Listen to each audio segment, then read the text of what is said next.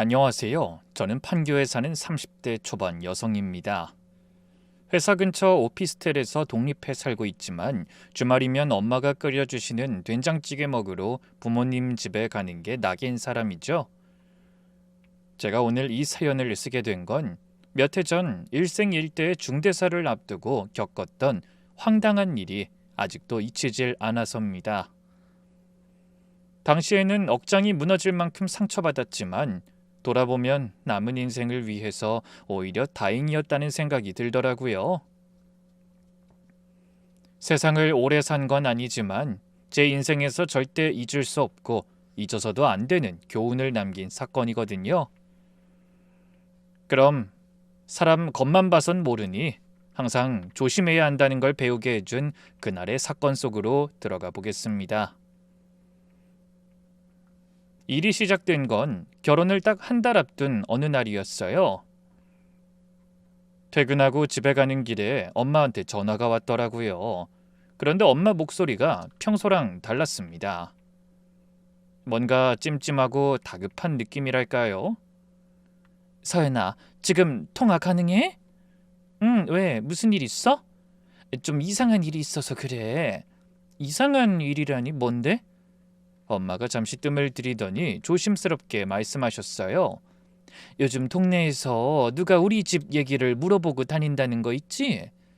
우리 집을? 누가? 모르지. 근데 여러 사람한테 물어봤나 봐.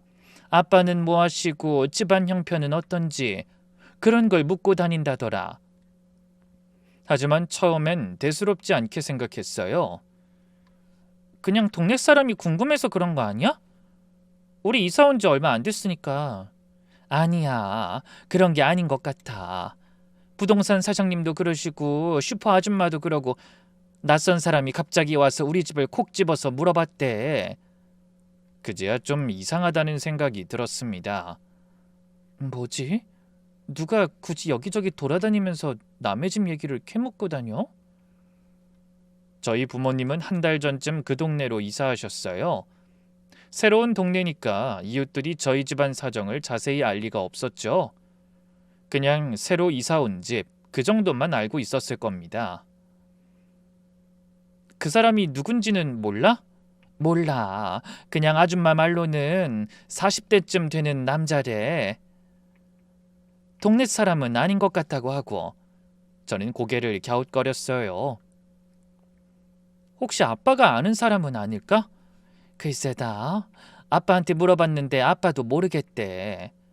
그럼 좀 더 지켜보자. 별일 아닐 수도 있잖아. 너무 걱정하지 말아요.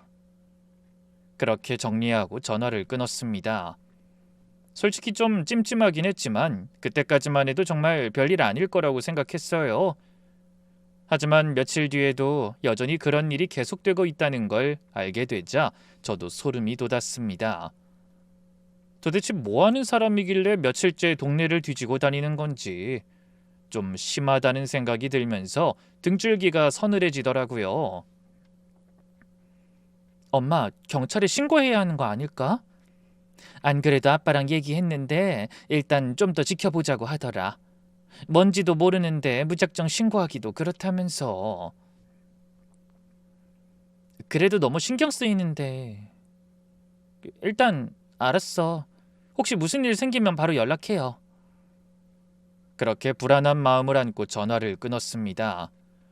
안 그래도 그맘때 결혼 준비하느라 바쁘게 지내던 저는 괜히 마음이 더 복잡해졌어요. 솔직히 말씀드리면 결혼을 앞두고 마냥 행복하지만은 않았거든요. 다른 이유가 있었던 건 아니고 그냥 예비 시어머니에게 좀 불편한 구석이 있었습니다. 처음 인사드릴 때부터 그랬어요. 시어머니가 저희 집안에 과하게 신경 쓰신다는 느낌이 들더라고요. 만날 때마다 슬쩍슬쩍 이런 말을 물어보셨기 때문이죠. 사연아, 아버님 뭐 하신다고 그랬지? 그냥 장사하세요. 아, 그랬지? 뭐 파시는 건데? 그냥 옷장사요. 그렇게 말씀드려도 늘 뭔가 더 알고 싶어하고 아쉬워하셨죠. 결혼은 제가 하는 건데 정작 저에 대한 것보다 저희 부모님에 대해 더 궁금해하셨어요. 물론 사돈에 관해 물을 수도 있지만 그 정도까지 말씀드렸으면 됐다고 생각했는데 과하다 싶게 같은 걸 자꾸 물으시더라고요. 예비 시어머니가 껄끄러운 이유는 또 있었어요. 만날 때마다 자기 아들 자랑을 빼놓지 않으셨죠. 우리 태연이가 회사에서 얼마나 인정받는지 연봉이 또 올랐다더라. 태연이 없으면 팀이 안 돌아가는 모양이다. 하긴 걔가 어릴 때부터 남달랐지. 예비 신랑이 다니는 회사는 중소기업이었어요. 뭐 형편없이 나쁜 건 아니지만 솔직히 그렇게 내세울 정도로 대단한 회사도 아니었습니다. 그런데도 시어머니는 마치 아들이 대기업 임원이라도 되는 것처럼 자랑과 허풍을 입에 달고 사셨어요. 그리고 은근슬쩍 다른 집안 얘기도 많이 하셨죠. 그 집 며느리는 아버지가 의사래. 그래서 그런지 사돈네 씀씀이가 역시 다르더라. 이번에 사위한테 사업자금도 대준 것 같더라니까. 누구네 사돈은 사업을 크게 해서 딸 혼수로 외제차를 해줬다더라. 그런 말씀을 들을 때마다 저는 속으로 생각했습니다. 첫인상부터 심상치 않더니 역시 허영심이 많으시구나. 그런 예비 시어머니의 눈에는 저나 저희 부모님 사시는 게 영 못마땅해 보이셨나 봐요. 한 번은 이런 말씀을 하신 적도 있죠. 서연아, 그 가방 어디 거냐? 이거요? 그냥 인터넷에서 저렴하길래 산 거예요. 그래도 튼튼하고 가성비 좋아서 벌써 5년째 잘 쓰고 있어요. 아유, 그래? 그렇게 대답하는 시어머니의 표정이 뭔가 묘했습니다. 좀 비웃는 것 같다고 해야 할까요? 역시나 하는 얼굴이었다고 하면 맞을 것 같네요. 시어머니가 무슨 의도로 그런 질문을 하셨는지는 뻔했지만 전 원래 명품 같은 건 관심 없었어요. 지금도 가방이든 옷이든 편하고 깔끔하면 그만이라고 생각하거든요. 하지만 시어머니는 그걸 다 가난의 증거로 보시는 것 같았어요. 그러니 제가 시어머니를 대하는 게 편할 리 없었죠. 그래도 예비 신랑을 생각하며 마음을 다잡았습니다. 태연 씨는 자기 어머니랑 모든 면에서 달랐거든요. 적어도 그때는 그렇게 믿었죠. 태연 씨를 처음 만난 건 소개팅을 통해서였어요. 사실 첫인상은 그냥 그랬는데 대화를 나눠보니 마음이 편해지더라고요. 허세도 안 부리고 있는 그대로 얘기하는 모습에 호감이 갔습니다. 그리고 결정적으로 이 말 때문에 마음이 더 기울었어요. 서연 씨, 저는 집안 배경 같은 거 관심 없어요. 사람이 중요하지 다른 게 뭐가 중요해요? 그 말이 좋았습니다. 저도 그렇게 생각했거든요. 부모님이 뭘 하든 집안에 돈이 있든 없든 본인이 어떤 사람인지가 중요한 거라고 생각했죠. 태연 씨도 그런 가치관을 가진 사람이라니까 서로 통하겠다 싶었어요. 평소에 검소하면서도 당당하게 사는 태도도 마음에 들었고요. 저와 사귀기 시작하고 나서도 태연 씨는 한 번도 저희 집안 얘기를 캐묻지 않았어요.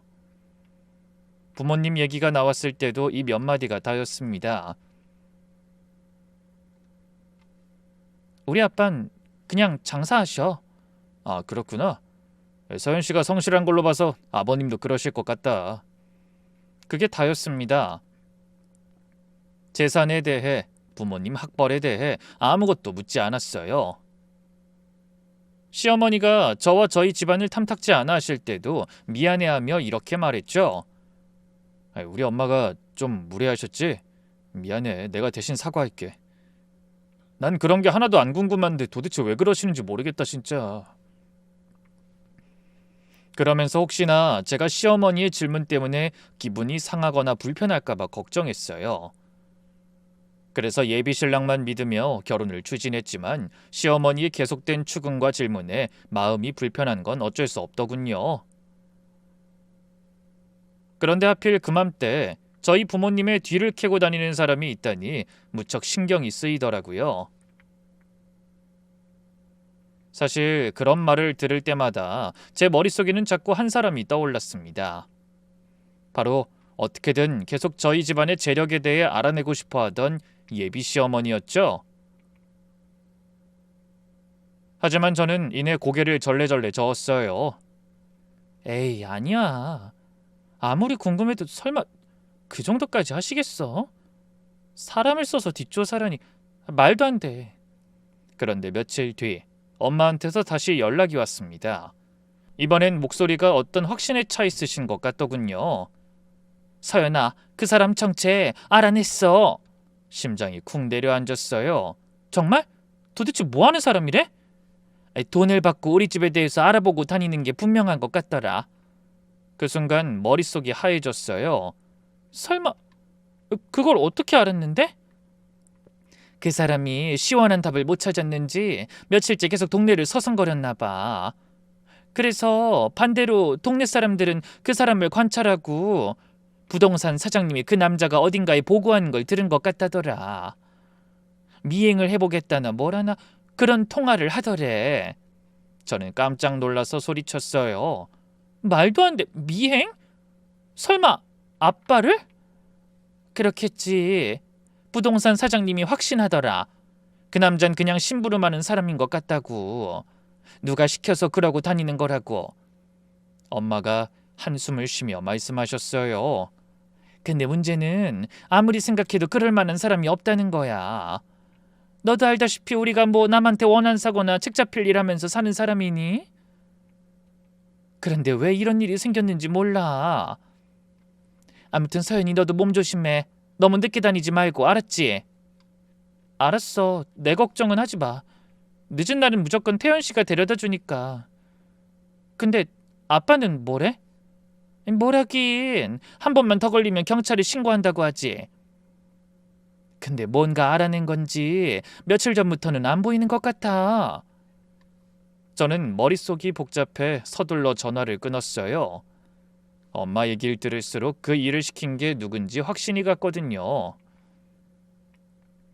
그래서 한참을 고민하다 그날 밤 예비 신랑한테 전화를 걸어봤습니다. 태연 씨, 나 할 얘기 있어. 응, 말해. 근데 목소리가 왜 그렇게 안 좋아? 나까지는 아무 일 없었잖아. 어머님이 우리 집 뒷조사를 하신 것 같아. 태연 씨는 아는 거 없어? 그러자 예비 신랑이 깜짝 놀라더라고요. 뭐라고? 우리 엄마가? 아이, 설마. 확실해. 사람을 써서 우리 집에 대해서 캐고 다닐 사람이 어머님 말곤 없단 말이야. 나 이런 일까지 당하면서 태연 씨랑 결혼하는 게 맞는 건지 솔직히 기분이 너무 안 좋아. 우리 부모님이 아시면 뭐라고 하시겠어. 아이, 서연아, 진정해. 아직 확실한 거 아니잖아. 내가 엄마한테 여쭤볼 테니까 조금만 기다려줘. 저는 너무 화가 나서 더 이상 뭐라고 해야 할지 떠오르지도 않았어요. 얼마나 기가 막힌지 눈물까지 나더라고요. 아무리 궁금하다고 사돈될 사람의 집안을 몰래 뒷조사한다는 게 상식적으로 흔한 일은 아니잖아요. 저는 억지로 감정을 다스리며 물었습니다. 태연 씨가 알아보는 건 자유지만 난 확신해. 어머님이 시키신 게 분명하다고. 아무리 좋게 생각하려고 해도 이건 좀 심한 거 아니야? 상견례에서도 그렇게 우리 집 경제 상황에 대해서 꼬치꼬치 물으시더니 솔직히 말은 안 했지만 그날 우리 아빠가 얼마나 불쾌하셨는지 알아?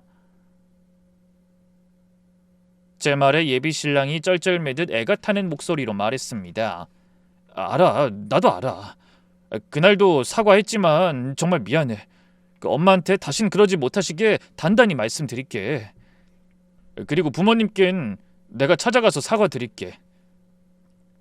그런다고 이미 벌어진 일이 없어져? 저는 그동안 참아온 시어머니에 대한 불만을 예비 신랑에게 쏟아부었습니다. 말로는 알아보겠다고 하면서 사과하는 걸 보니 예비 신랑도 속으로는 자기 어머니가 벌인 일이라는 걸 짐작하는 것 같더라고요. 그러면서도 어떻게든 제 마음을 풀어주려고 애원하듯 말했죠. 서연아, 제발 조금만 참아줘. 내가 엄마한테 여쭤보고 혹시 사실이면 사과하시도록 할게. 그리고 다시는 그런 일 없을 거야. 진짜야. 나 좀 믿어줘. 저는 입술을 깨물며 한참을 망설였어요. 그냥 이쯤에서 터뜨리고 건져버릴까? 여기서 다 끝내버려? 하지만 태연 씨 생각에 참았습니다. 다 그 허영심 많은 시어머니가 하신 일이지 예비 신랑은 아무 잘못이 없잖아요. 오히려 재력이나 배경에는 관심도 없는 사람인데 자기 어머니의 잘못 때문에 결혼을 한 달 앞두고 헤어져야 한다니 생각만 해도 가슴이 아프더라고요. 그래서 한숨을 쉬며 답했죠. 알았어. 태연 씨 말 믿을게. 근데 다시는 이런 일 없어야 해. 2번은 못 참아. 응, 약속할게. 고마워 서연아. 제발 아니었으면 좋겠는데 혹시 사실이라고 해도 내가 책임지고 다시는 그런 일 없도록 단단히 말씀드려 놓을게. 전 그렇게 예비 신랑을 믿어보기로 하고 전화를 끊었습니다. 하지만 지금 와서 돌아보니 그때 끝내는 게 맞았던 것 같아요. 그게 모든 사건의 시작이었다는 걸, 진짜 폭풍은 그 다음에 오리라는 걸 그때는 미처 몰랐기 때문에 잘못된 선택을 한 거죠. 그런 일이 있고 하루가 지났어요. 하지만 시어머니에게 확인해 본다던 예비 신랑은 계속 별 말이 없었습니다. 저도 먼저 물어보기가 싫어서 그냥 기다리고 있었네요. 그런데 그날 오후 회사에서 일하고 있는데 예상 밖의 인물로부터 전화가 걸려왔습니다. 바로 모든 사건의 중심에 있는 예비 시어머니였죠. 어? 이분이 갑자기 왜 전화를 하셨지? 그 번호를 보자마자 불길한 예감이 들었지만 받지 않을 순 없었어요. 그래서 무거운 마음으로 대답했습니다.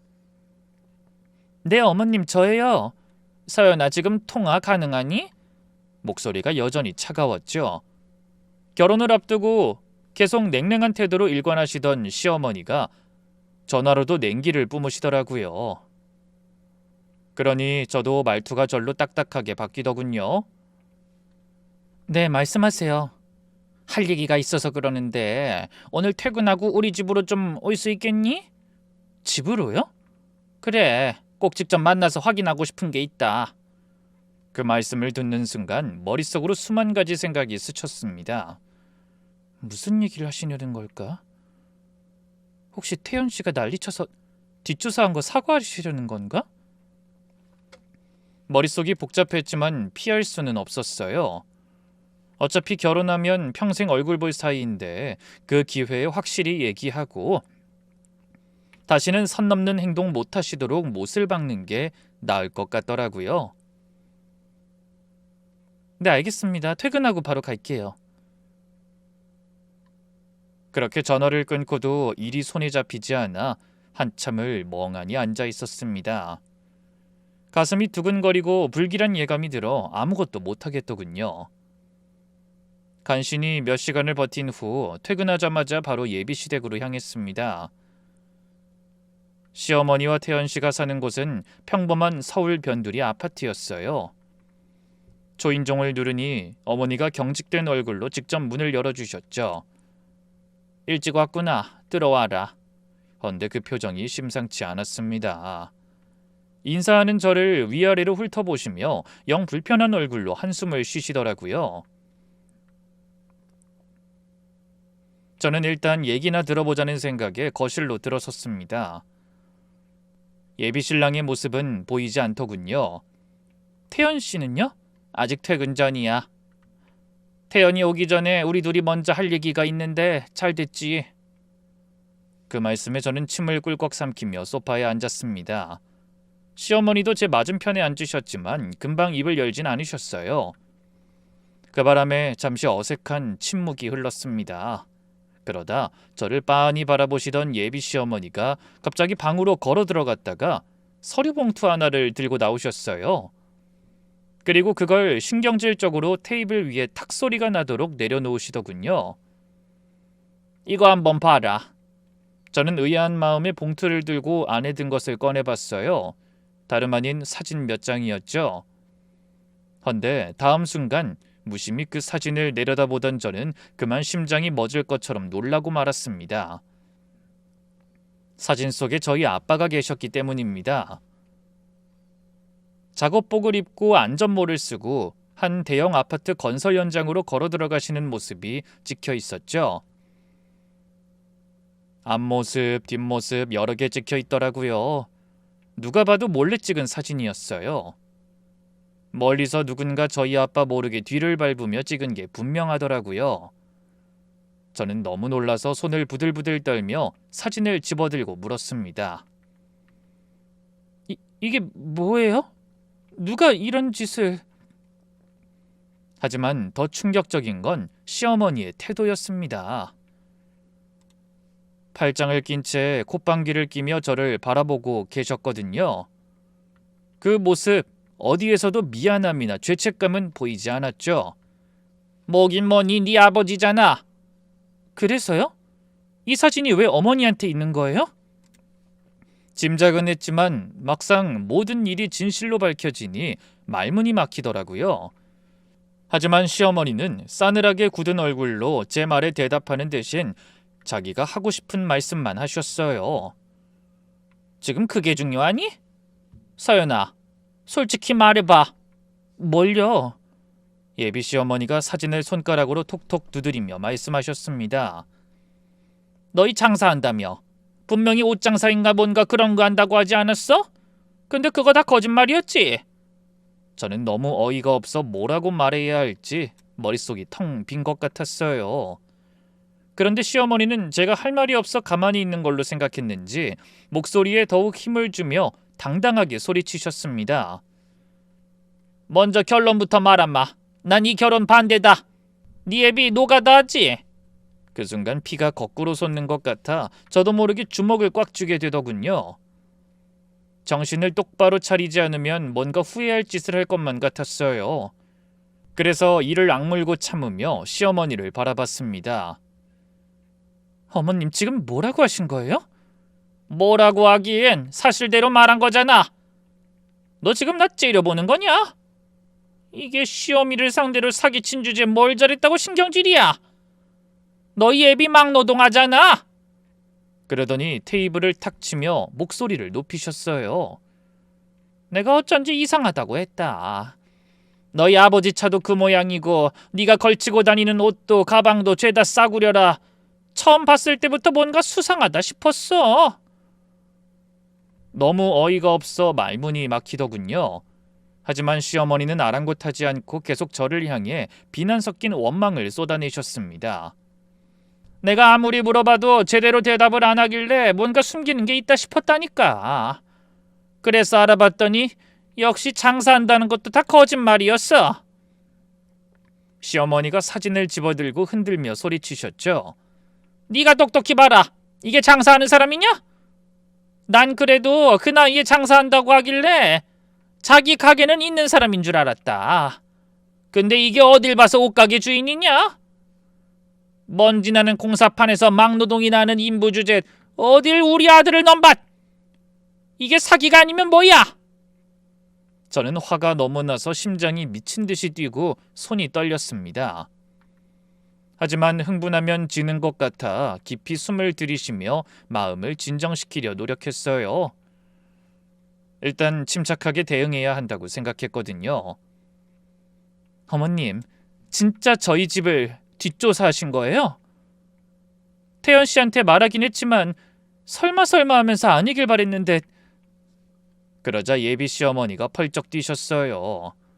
뒷조사는 무슨 뒷조사?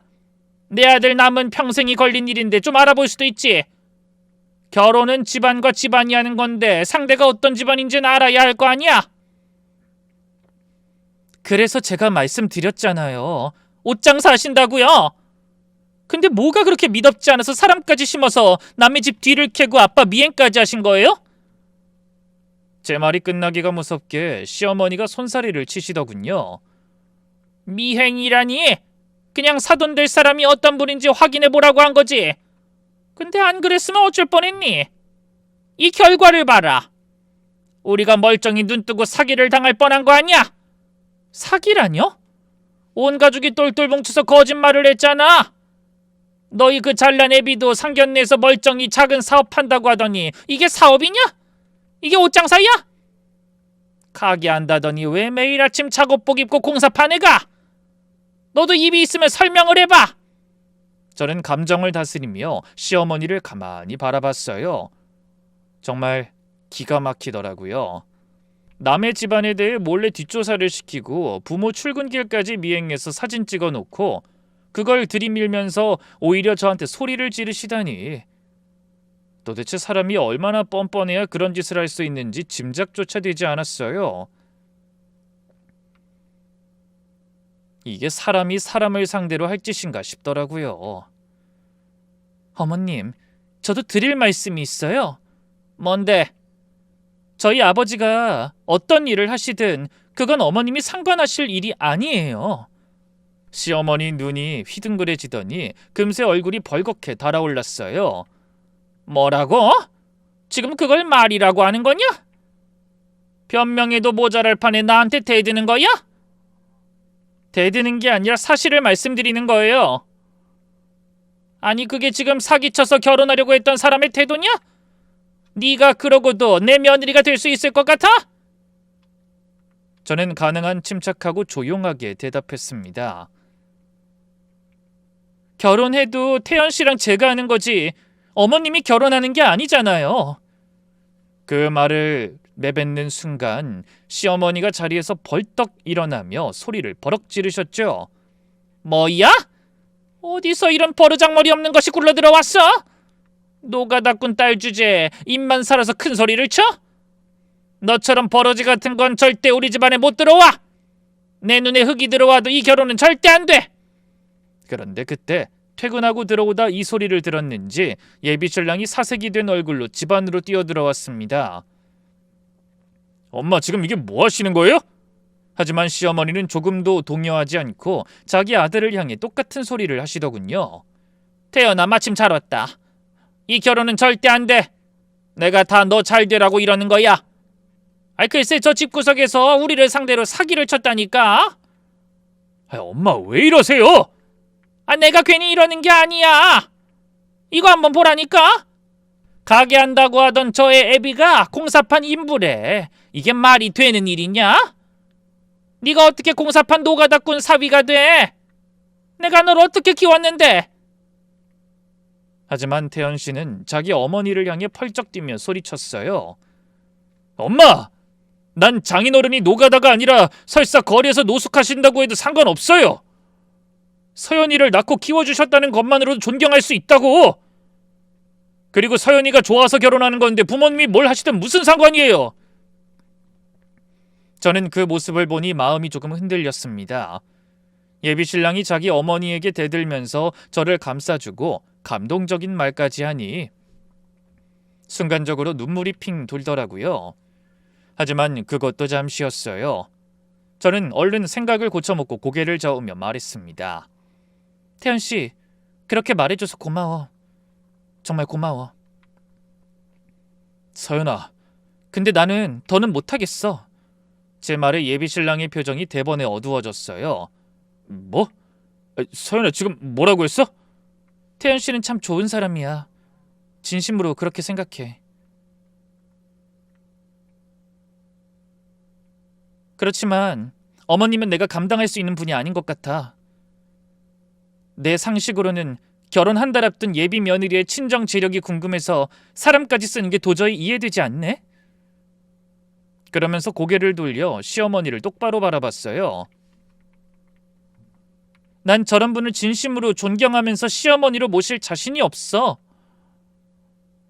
말이 끝나기가 무섭게 시어머니가 눈을 부라리며 도끼를 뿜어내셨죠.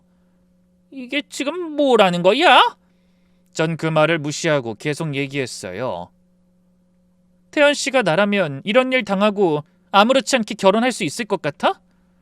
난 안 돼. 우리 부모님을 사기꾼 취급하고 막말하는 분 밑에서 평생 무시당하면서 살 자신 없다고. 그 말을 듣고 태연 씨가 다급하게 제 손을 잡았습니다. 서연아, 내가 어머니 설득할게. 무릎 꿇고 빌어서라도 다시는 이런 일 없게 할게. 제발 그만둔다는 얘기만 하지 말아줘. 부탁이야. 하지만 저는 그 손을 냉정하게 뿌리쳤어요. 미안해. 우리 인연은 여기까지인 것 같아. 이 결혼 없던 일로 하자. 당연히 저도 마음이 아팠죠. 눈시울이 붉어지고 가슴이 터질 것 같았습니다. 하지만 이를 악물고 돌아서서 현관으로 향했어요. 태연 씨가 절망적인 목소리로 저를 부르며 달려나와 앞을 막았습니다. 안 돼! 난 이대로는 절대 못 헤어져! 서연아, 제발 한 번만 더 생각해봐. 우리 다음 달이면 결혼이야. 청첩장도 나왔잖아. 아니, 이대로 결혼 진행하는 건 말도 안 돼. 어차피 마음 아픈 건 시간 지나면 다 잊혀. 태연 씨도 조금씩 괜찮아질 거야. 하지만 예비 신랑은 애원하듯 울먹이며 소리쳤습니다. 이러지 마, 서연아. 내가 잘할게. 엄마 다시는 보지 말고 살려면 그렇게 할 거야. 그러니까 제발 마음 좀 돌려줘. 부탁이야. 내가 장인어른 장모님 찾아뵙고 석고대죄라도 할게. 정말이야. 그러지 마. 뭘 해도 이미 깨진 관계는 회복될 수 없어. 그리고 어머니, 저 거짓말한 거 없어요. 저희 아버지 분명히 장사하는 분이세요. 규모는 어머니가 생각하시던 것과 다를지 모르지만 저희 아버지 직업에 대해서 속인 거 없습니다. 그럼 부디 다음엔 어머니 마음이 흡족한 며느리 맞으시길 바랄게요. 그렇게 돌아섰죠. 등 뒤로 태연 씨의 울부짖는 소리가 들렸지만 돌아보지 않았습니다. 혹시라도 또 저를 붙잡고 매달리면 마음이 약해질까봐 서둘러 현관을 나와버렸죠. 그리고 엘리베이터로 걸어가려던 순간 뭔가 이상함을 느꼈어요. 손이 너무 허전하더라고요. 아차, 내 가방. 너무 흥분해서 말다툼을 벌이는 바람에 소파 위에 놓인 가방을 깜빡한 채 나와버린 겁니다.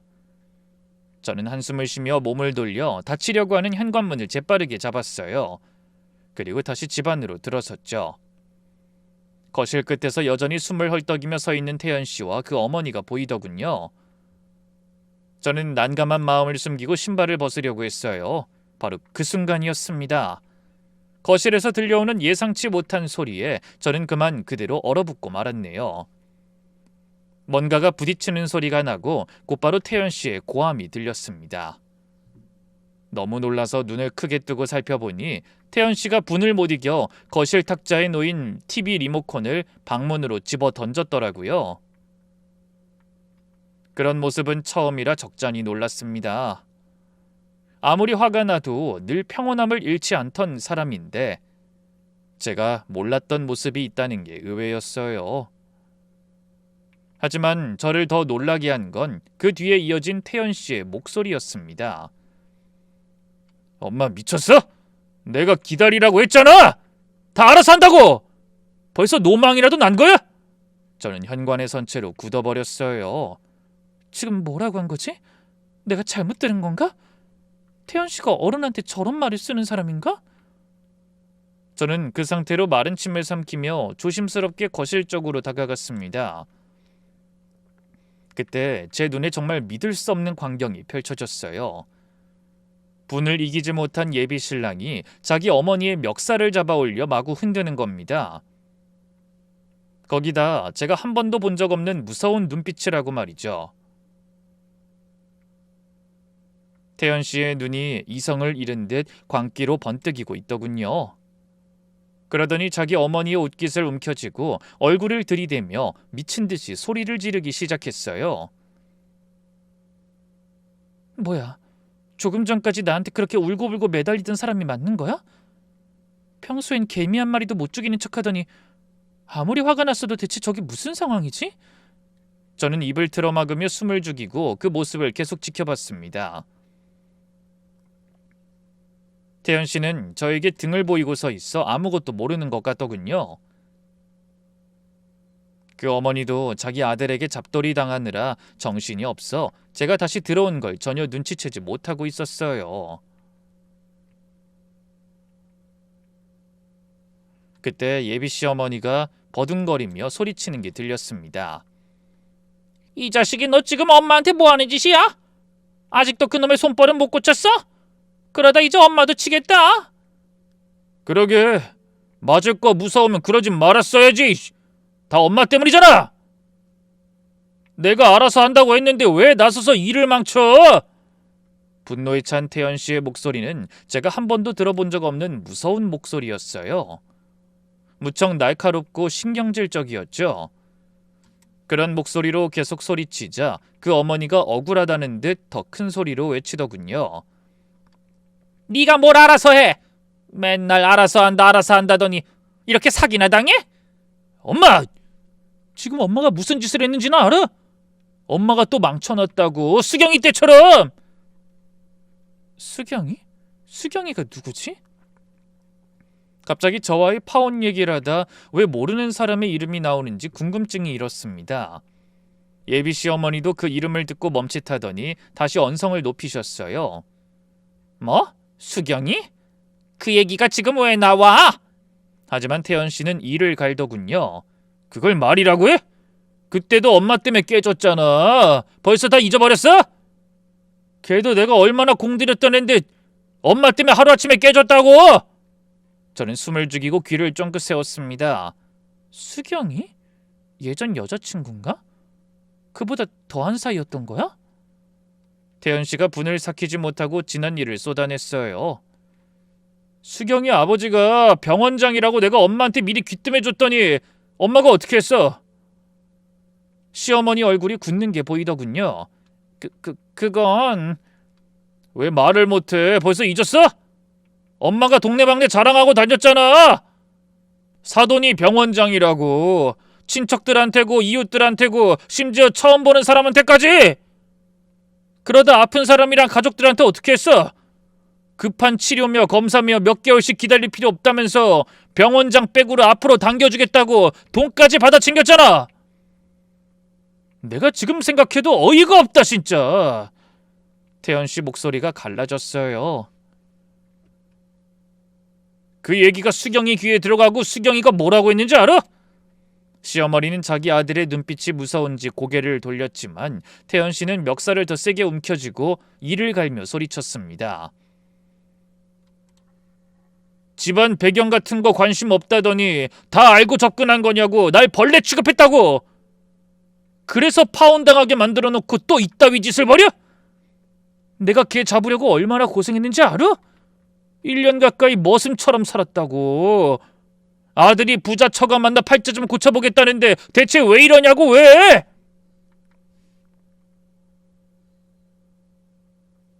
생각지도 못한 말을 들은 저는 다리에 힘이 풀리는 것 같아 간신히 벽에 기대어 섰습니다.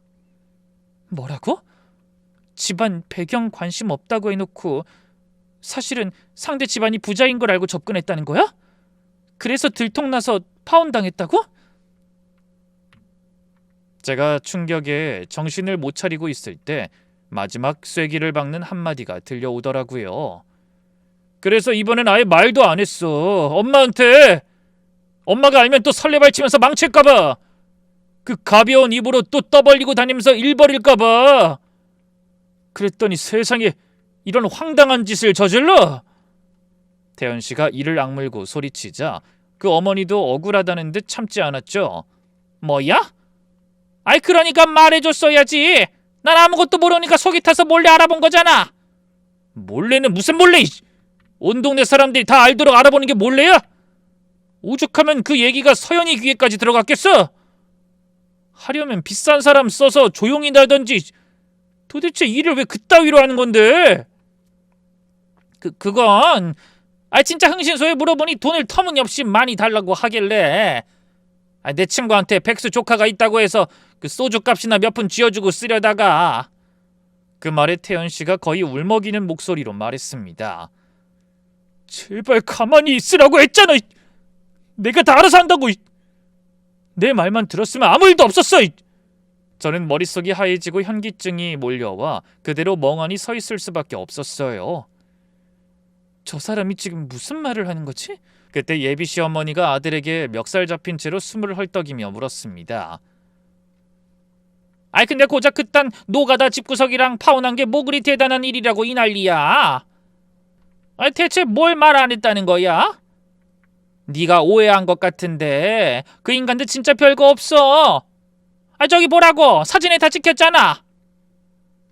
태연 씨가 잠시 멈칫하더니 한숨처럼 한마디를 내뱉었습니다.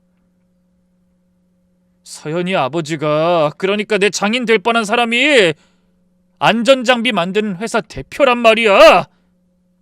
뭐라고? 아니 그게 무슨 소리냐? 저기 저렇게 작업복 입고 다니는 게 다 찍혔는데 그 안전모랑 작업복을 바로 서연이네 아버지가 만든 거라고. 자기가 만든 게 현장에서 어떻게 쓰이는지 확인이라도 하러 간 거겠지. 내가 그 정도도 모르고 여자를 만났을까봐. 저는 뒤통수를 한 대 얻어맞은 것처럼 멍해졌습니다. 아니 그럼 저 사람이 우리 아빠가 뭘 하는지 이미 다 알고 있었단 말이야? 그래놓고 모른 척했어? 제가 놀란 만큼 멱살 잡힌 예비 시어머니도 놀란 것 같더군요. 뭐라고? 안전장비 회사 대표? 그럼 옷장사라는 게 그래! 안전복 파는 걸 옷장사라고 말한 거란 말이야. 노가다꾼 아니라고. 대기업 건설 현장마다 납품하는 업체 대표라니까. 이제 어쩔 거야? 어쩔 거냐고. 내가 그동안 서연이 잡으려고 들인 돈이랑 시간이 얼마인지나 알아? 시어머니는 핏기가 사라진 얼굴로 더듬거리며 말했습니다. 그럼 부자면서 그렇게 없어 보이게 하고 다닌 거란 말이야? 아이 그래. 보이는 게 다가 아니라고 내가 말했잖아. 그러더니 태연 씨가 절망적인 한숨을 토해내며 자기 어머니를 밀쳐냈습니다. 그 바람에 시어머니가 소파 위로 내동댕이 쳐지듯 털썩 주저앉았죠. 멱살을 놓고도 태연 씨는 화가 덜 풀린 듯 이를 갈며 말했어요. 서연이가 그 집 외동딸이야. 결혼만 하면 그 회사가 누구한테 갔겠어? 내가 그 집 유일한 사위가 될 기회였다고. 그 충격적인 한마디에 저는 입을 떡 벌린 채 온몸을 떨어야 했습니다. 뭐야? 결국 그게 목적이었던 거야? 결혼하면 회사가 자기한테 넘어온다고 생각했다고? 그때 또 태연 씨가 미친 듯이 소리치는 게 들렸어요. 근데 엄마가 다 망쳤어. 수경이 때도 엄마 때문에 깨지고 이번에도 엄마 때문이라고. 대체 왜 그러는 거야? 전생에 나랑 무슨 원수를 졌길래 내가 하는 일마다 나서서 초를 쳐. 그러고도 내 생각해서 그랬다고? 시어머니가 멍하니 자기 아들을 바라봤어요. 그럼 네가 서연이 만난 것도? 아니 당연하지. 외동딸의 아버지가 잘나가는 사업가야. 이보다 좋은 조건이 어딨어. 근데 검소한 서민인 척하면서 숨기고 싶어 하길래 내가 그 장단에 맞춰준 거라고. 태연 씨가 분을 못 이겨 자기 머리를 쥐어뜯었어요. 근데 엄만 입이 가벼우니까 또 자랑하고 다닐까봐 아무 말도 안 한 거야. 그냥 좀 가만히 있었으면 됐잖아요. 내 말대로만 했으면 아무 일 없었다고. 저는 더 이상 그 말을 듣고 있을 수가 없어 천천히 거실로 들어갔습니다. 그제야 인기척을 느꼈는지 두 사람이 고개를 돌리다 절 발견하고 기겁했어요. 예비신랑은 얼마나 놀랐는지 입술까지 파르르 떨더군요. 서연아, 너 안 간 거야? 언제부터 거기 있었어? 저는 조용히 말했어요. 왜? 내가 들으면 안 될 말이라도 했나? 근데 어쩌지? 처음부터 다 들었는데? 태연 씨가 손을 내저었습니다. 아니야. 오해야. 그런 게 아니라 난 엄마가 너랑 장인어른한테 함부로 말씀하신 게 화가 나서. 하지만 저는 허공에 대고 코웃음을 치며 나직하게 말했어요. 야, 너 나를 얼마나 바보로 보는 거야? 내가 분명히 다 들었다고 했지. 너 내가 우리 집에 대해서 자세히 말 안 해도 한 번도 궁금해하지 않은 이유가 바로 그거야? 미리 다 사전에 조사해서? 태연 씨가 말문이 막히는지 입을 벌렸다 닫았다만 반복했죠. 수경이라는 여자도 집안 보고 만났고 나도 집안 보고 만난 거구나? 아니야. 네가 무슨 오해를 하는 것 같은데 난 그런 사람 아니야. 그러면서 제 손을 잡으려 손을 뻗었습니다. 하지만 제가 재빨리 피하자 눈시울까지 붉히며 억울한 척하더군요. 서연아, 내 말 좀 들어봐. 진짜 그런 거 아니야. 난 정말 너희 부모님이 뭘 하시든 상관없었어. 진심으로 널 좋아해서 그래서 엄마한테서 보호하고 싶었는데. 됐어. 이제 그따위 개수작에 놀아나는 멍청한 짓 안 해. 더 이상 듣고 싶지 않으니까 그 입 다물어. 그러고는 소파 구석에 놓여있던 가방을 집어들었습니다. 그리고 시어머니를 바라보다 고개 숙여 인사했죠. 어머님, 감사해요. 그런 저의 돌발 행동에 태연 씨의 어머니가 눈을 깜빡였습니다. 뭐라고? 그게 무슨... 저희 집 뒷조사해 주셔서 감사하다고요. 어머니가 제 은인이세요. 그런 일 안 하셨으면 전 아무것도 모르고 그냥 이 사람이랑 결혼할 뻔했잖아요. 저렇게 뻔뻔한 파렴치한인 줄도 모르고 화가 난다고 자기 부모 멱살이나 잡는 인간인 줄도 모르고요. 시어머니의 얼굴이 일그러지는 게 보이더군요. 저는 담담하게 말을 이어갔습니다. 그 덕분에 이 사람 진짜 얼굴을 알았어요. 그동안 제 앞에서는 정말 순한 양같이 굴었거든요. 근데 양이 아니라 먹이를 노리고 발톱을 감춘 늑대였다는 걸 어머님 덕에 알았네요. 진심으로 감사드려요. 그 말을 끝으로 돌아서자 태연 씨가 다급하게 소리쳤어요. 서연아, 제발 다시 한 번만 생각해줘. 우리 이제 결혼 고작 한 달 남았어. 그러니 얼마나 다행이야. 이제라도 네 더러운 실체를 알았으니 하늘에 감사해야지. 그러면서 당당하게 그 집을 걸어 나왔어요. 하지만 가슴에서는 피눈물을 흘리고 있었죠. 엘리베이터를 기다리면 태연 씨가 따라 나올까봐 무작정 비상구로 걸어갔습니다. 눈물이 펑펑 흐르더군요. 분하고 억울하고 제가 그렇게 바보였다는 게 너무나 창피했어요. 1년 가까이 만나면서 시간 낭비한 것도 아까웠죠. 무엇보다 부모님께 한없이 죄스러웠습니다.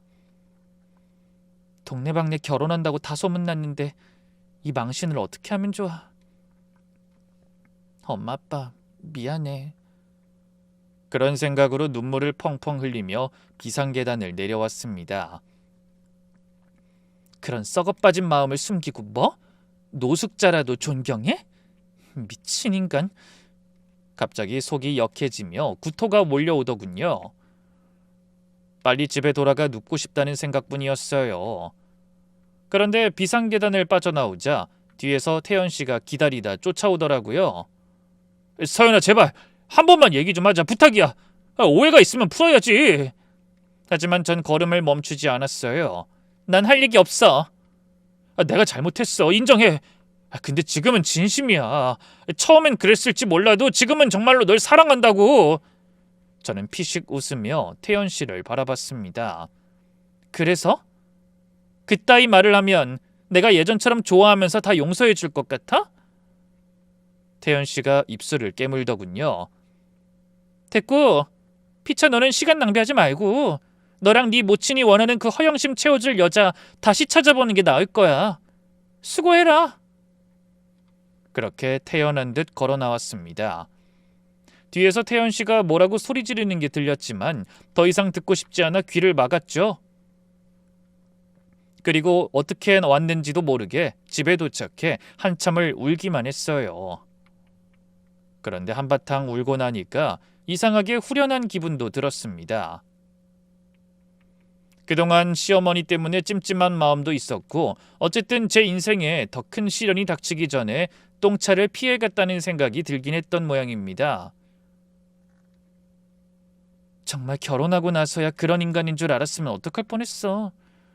그 허영심 많은 아줌마가 고마워질 줄이야. 황당한 일이지만 전 진짜 예비 시어머니한테 고맙다는 생각이 들었어요. 그분이 참지 못하고 저희 뒷조사를 하신 덕분에 저는 그 인간의 진짜 실체를 알게 됐으니까요. 그런 일이 있고 상처받은 마음을 추스르기 위해 회사에 휴가를 신청하고 부모님 댁에서 지냈습니다. 혼자 있었다면 별별 우울한 생각이 다 들어 한없이 힘들었을 텐데 부모님이 곁에 있으니 어떻게든 먹고 자며 그런 대로 잘 버티고 있었죠. 그런데 며칠 후 이른 아침 초인종이 울려 인터폰을 보니 태연 씨와 그 어머니가 함께 저희 부모님 댁으로 찾아왔더라고요. 당연히 제가 문을 열지 않자 태연 씨의 애원하는 목소리가 들렸습니다. 서연아, 제발 문 좀 열어줘. 딱 5분만 얘기하자. 저는 대답하지 않았어요. 할 말이 없었거든요. 그러자 시어머니의 목소리도 들렸어요. 서연아, 내가 잘못했다. 내가 괜히 나서서. 우리 태연이는 그런 애가 아닌데 네가 오해한 것 같구나. 어떻게 해야 네 화가 풀리겠니? 내가 무릎이라도 꿇으마. 저는 피식 웃었습니다. 막노동꾼이라고 저랑 부모님을 그렇게 무시하던 사람이 돈 앞에서는 결국 무릎도 꿇는다는 게 참 어이없고 씁쓸하더라고요. 그때 아빠가 방에서 나오셨어요. 내가 나가보마. 아니 아빠, 그냥 무시해. 아니다. 확실히 정리해야지. 저렇게 자꾸 찾아오면 동네 사람들한테 말만 나와. 그러더니 아빠가 현관문을 열고 나가셨어요. 저는 뒤에서 가만히 그 모습을 지켜봤습니다. 출근 준비를 마치신 아버지는 여전히 수수한 작업복 차림이었죠. 그 모습을 본 시어머니가 움찔하더라고요. 자기가 그렇게 무시하던 노가다꾼의 모습 그대로였으니까요.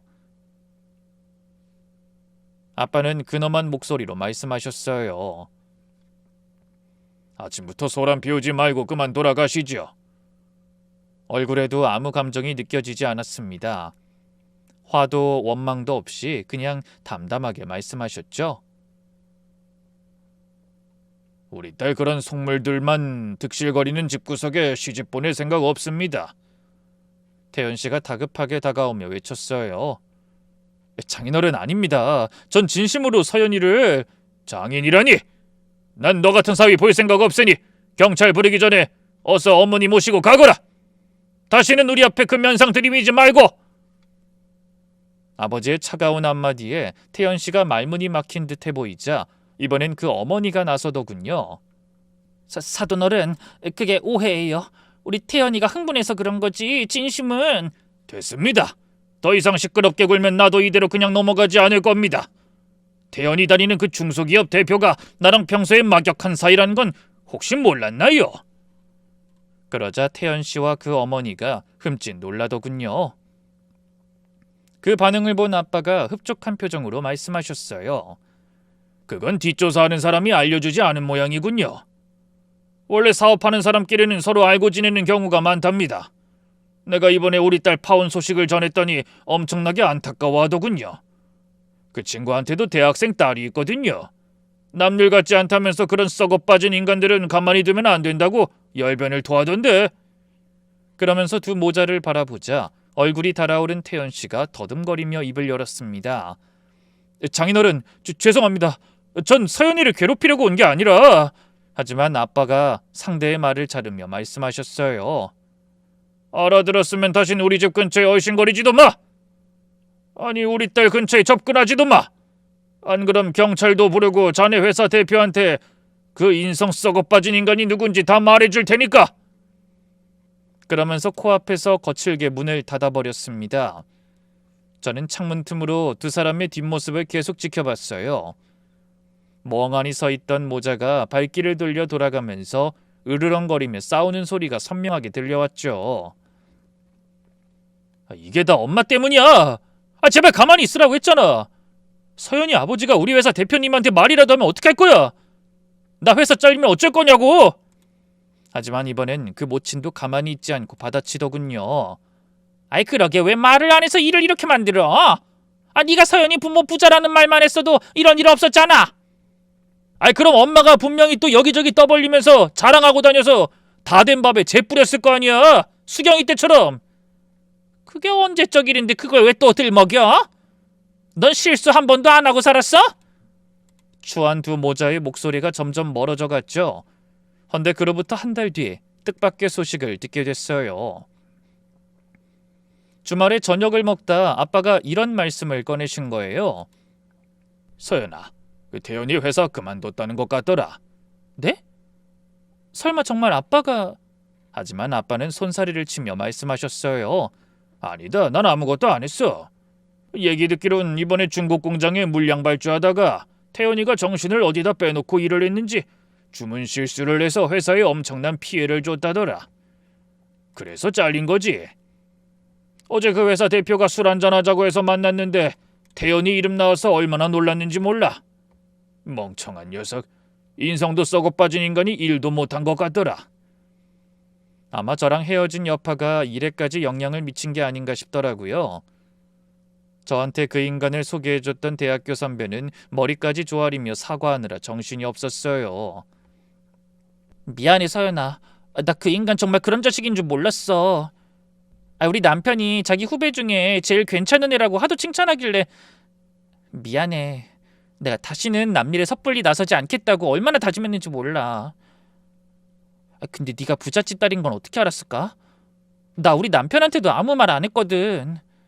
저는 씁쓸하게 웃으며 대답했습니다. 선배 잘못 아니에요. 원래 그런 속물덩어리는 어디서든 귀신같이 돈 냄새를 맡을 거예요. 다행히 피해갈 수 있었으니 앞으로 30년치 액땜했다고 생각하려고요. 그래, 고마워. 근데 그 인간 회사에서도 잘렸다더니 그 엄마하고도 의절하고 어디 저기 충청도 공장에 취직해서 내려갔다더라? 의절이요? 저는 깜짝 놀라서 물었습니다.